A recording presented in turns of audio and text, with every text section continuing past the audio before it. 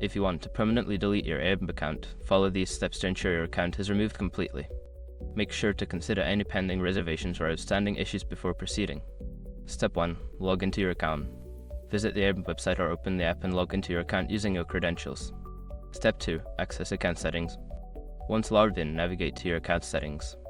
On the website, click on your profile picture in the top right corner, then select Account from the drop-down menu.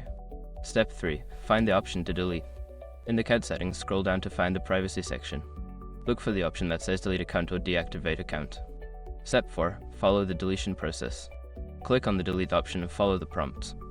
You may be asked to provide a reason for leaving and confirm your decision. Step 5. Confirm deletion. After completing the prompts, you will receive a confirmation message. Make sure to check your email for any final confirmation from Airbnb regarding the deletion of your account. Once you have completed these steps, your Airbnb account will be permanently deleted. Remember that this action cannot be undone, so ensure you are ready to proceed before confirming the deletion.